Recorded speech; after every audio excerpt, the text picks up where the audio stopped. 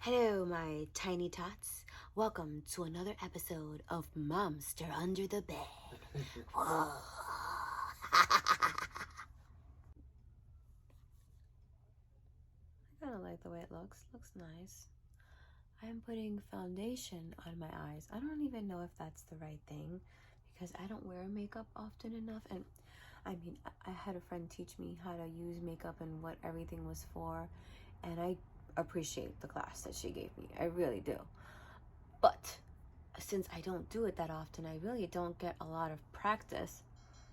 But she did say that if it looked good on camera, it's important that it looks good on camera because the camera catches every little thing. But we're not here to talk about makeup. No, we're not. We are here about managing a business in Puerto Rico because I don't want to forget what's happening step by step, and I kind of owe you guys the beginning of all of these things. So I guess I'm going to kind of Pulp Fiction you guys and go backwards and start from where I am now, which is almost on to my third trip back since we opened. And I'm really not showing you the beginning of everything, but I will because it's only fair that I add that into this video. So I'm going to show you a day in the life of being in Puerto Rico and traveling from Vega Baja to San Juan. And right now it's actually a few weeks after I've been back, but this is when I had time to make the video. So I'm gonna basically edit everything that happened and show you little snippets of everything that I went through and everything that will probably always happen every single time I get there until I move to Old San Juan. Fingers crossed, that's the goal. So it'll be easier to manage the paint night over there because I can show you when you see the video, it has been a challenge. So stay tuned while I show you guys my little adventures when I go to visit Old San Juan and Vega Baja, just so that I could visit the employees and the store in Old San Juan. So here we go. Stay tuned.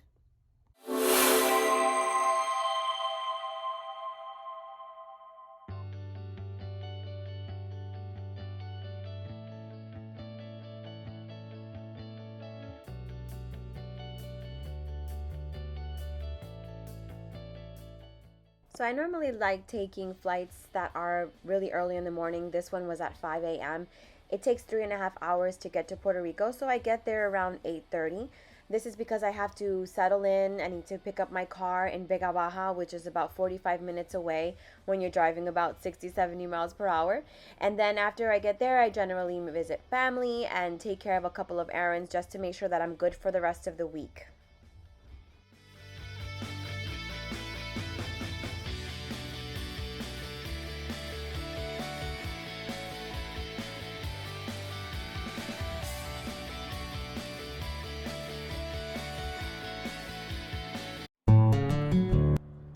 I normally only pack a backpack and a change of shoes when I go to Puerto Rico, so I have all the clothes that I need when I arrive to my grandparents' house.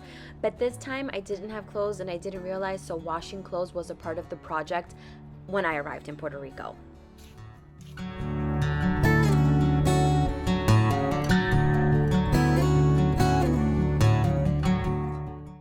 What you guys are about to see is not always necessary. My grandparents have a beautiful house with 2 bathrooms and everything is usually fully functioning.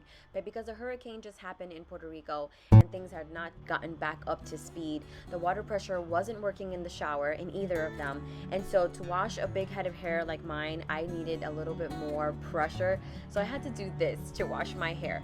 And these are the things you have to be prepared for when you go to Puerto Rico. There could be traffic, there could be no water, there could be no light, and you just have to figure out how to deal with it.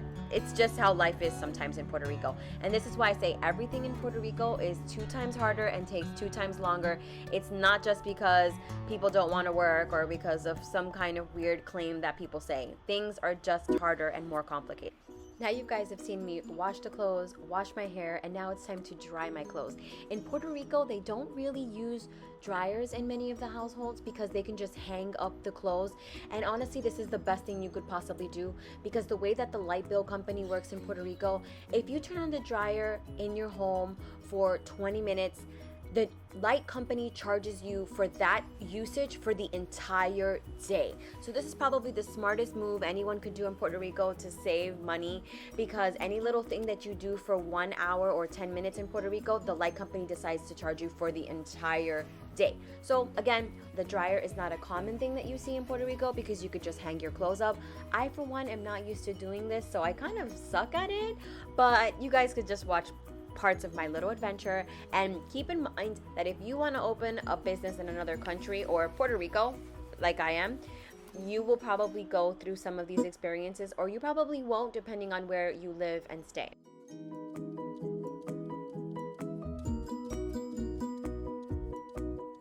Now, there isn't any light in my grandparents' house because in Vega Baja, which is the town that I live in, sometimes there isn't any light here for a little while they change shifts, or we actually don't know why the lights go out. We just assume that it's because they change their shifts and something happens where they have to turn off the lights.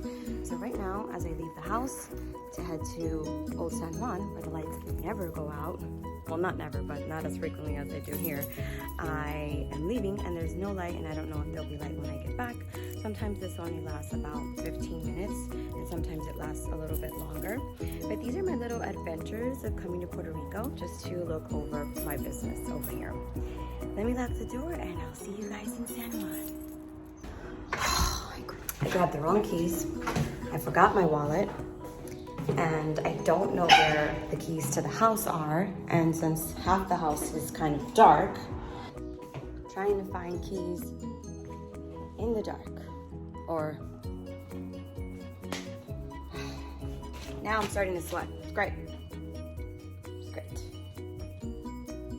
Let's see, keys. No keys. Guys, the keys were in my back pocket. So now I'm hot, I'm sweating. There's still no light here in Vega Baja. I left a flashlight for myself in case there's no light when I get back. There should be, but sometimes there isn't, so it is what it is. But guess what? Now we're off to San Juan. Let's go!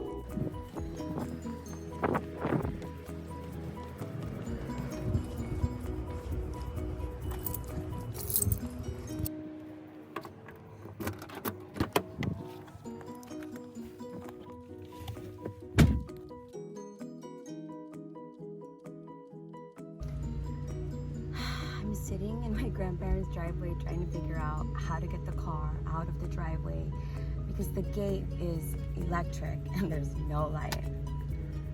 So I'm upset right now because I woke up at 6 o'clock in the morning to do laundry, wash my hair, which you guys saw was a whole adventure, so I could get to San Juan early before my staff, so I can just have quiet time by myself while I have internet and light. And now I don't know how to get the car out of the driveway because there's no electricity and I don't want to bother my neighbors. Let me go figure this out. And I'm already sweating. I don't even know what I took a shower for. Anyway, let me try to figure out how to get this gate open. Be right back.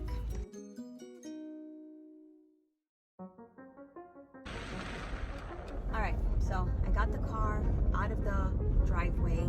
If ever you're stuck and you lose electricity in your house and you have a electric gate, just go over to the main box. There's apparently a chain that you can pull and it will release the gate, and I was able to get out. So now I'm gonna get myself some coffee and some breakfast. Usually it's just a quesito. I'll show you what those are. They're so yummy. And I'm gonna head to Old San Juan, and later on I'll have like another breakfast, like a real breakfast. Anyway, here we go. All right, it's time to have a little bit of breakfast with me. Today, obviously you can see that my morning was a little bit rough with washing my hair on the balcony and washing my clothes and then having to hang them all up. It's things that I'm not used to doing. They're not horrible, obviously, but it's just things that I'm not used to doing that take me extra time when I'm here on these trips in Puerto Rico. And this is a quesito.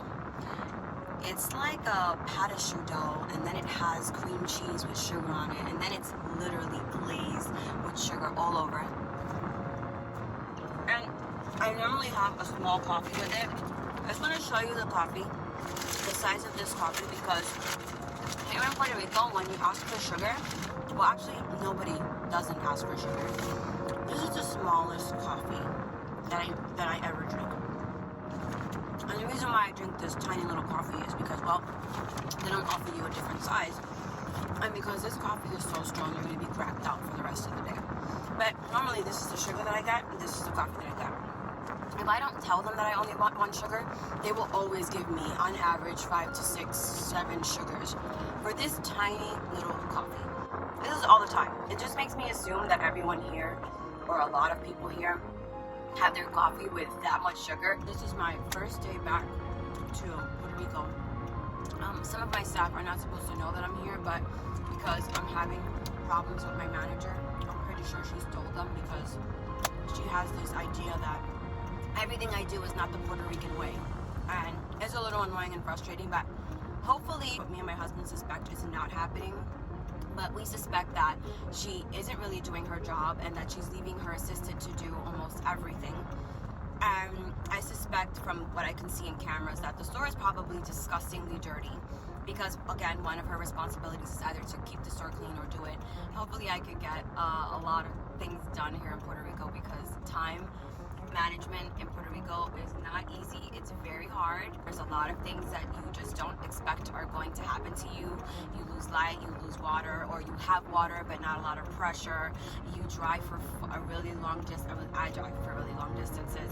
Anyway, let's see you guys in San Juan.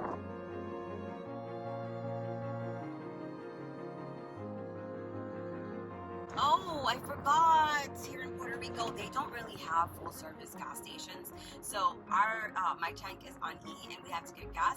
So I mean, I don't really want to show you what that's like, but understand that if you come to Puerto Rico, you better be really good at managing your time, because everything is going to take you more time. Now I have to go into the gas station. It's about 9 o'clock in the morning. A bunch of other people probably have to go to the gas station. So I'll be standing in a really long line, because usually there's only one attendant, and then we're going to Old San Juan. So this place is basically a mess. I have things all over the floor, which I know I mentioned I don't like. I have an individual artist who works very close. All his stuff is here. This is just dirty, and that could look better. But let's talk about how I spent tons of money on marketing materials before I left.